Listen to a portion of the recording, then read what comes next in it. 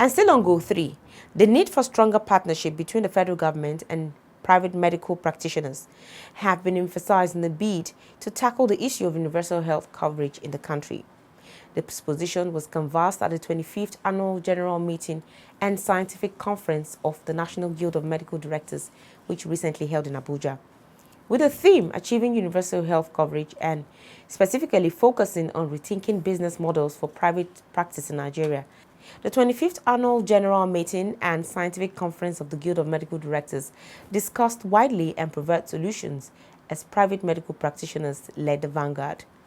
The Minister of Health, Dr. Sage Ehinare, who was represented by Dr. Sani Gwazo, Director in the Minister's Office, called on the private sector to provide an enabling environment that will help to drive efficient health sector. Why don't we stimulate economic growth and development through the industry to make sure that health is not just a consumer sector, but health stimulates economic growth. The biggest thing you need in any economic growth is a sustained market, and we have that in abundance. Whatever you open, make it excellent, people will patronize it. Very ambitious, not to say that you want to reverse medical tourism. Yes, that's a very good observation. We must not just reverse medical tourism, but we should make Nigeria a hub instead, and we can do it. According to the National President of the Guild of Medical Directors, Professor Olufemi Babalola, the partnership will ensure a progressive expansion of coverage of health services and financial protection as more resources become available. We have decided that it is through the NHIS we want to achieve universal health coverage. We must find a way in which the average person on the street can very easily access the NHIS services. And the only way that can happen is if they do not have to travel beyond 5 minutes from their house to get a clinic where they can register. Professor Babalola pointed out that achieving universal health coverage is a critical goal that most African countries are striving to achieve. He admitted that plausible strides have been made in some cases, but a number of challenges still need to be addressed.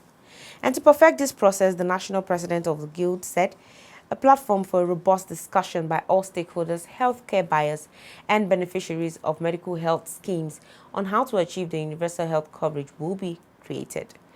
Other speakers and participants also offered their perspectives as the country seeks investment and financial strategies for advancement of the private health sector.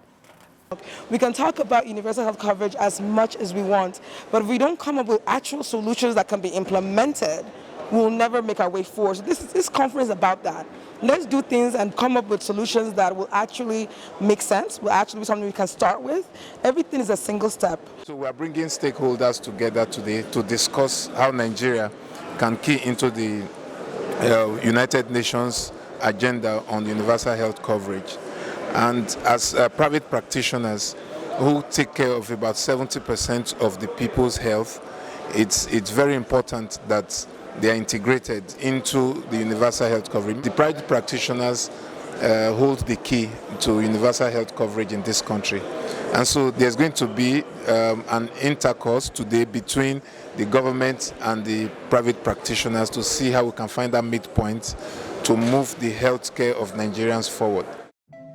2030, it sounds like years away, but the clock is ticking. Time is short, and we have a promise to keep. A promise to ensure all people and communities in all countries receive the health services they need when and where they need them without facing financial hardship. But there's still a lot of work to do. At least half of the world's people lack full coverage for essential health services. More than 800 million people spend over 10% of their family budget on health services. And close to 100 million people are pushed into extreme poverty because of healthcare expenses. We cannot accept a world like that. We cannot afford a world like that. That's why countries all over the world are investing in universal health coverage. by enabling communities to make decisions about their own health, like breastfeeding, healthy diets, and bed nets. By reaching the most remote villages with life-saving services like vaccines, by building networks of affordable primary care clinics to provide treatment locally for everyday health needs, and by providing more sophisticated services at hospitals for life's ups and downs. The thing is, universal health coverage not only improves health and increases life expectancy, it also reduces poverty, creates jobs, drives inclusive economic growth, improves gender equality, and protects countries against epidemics. With investments, every nation can increase its range of health services, expand its health workforce, improve its infrastructure, ensure essential medicines are available, and protect people from the cost of paying for care out of their own pockets. We call on the global community to make universal health coverage a political priority so everyone can access quality healthcare without facing financial hardship. If we work together, we can make universal health coverage a reality and ensure a safer, fairer, and healthier world for all.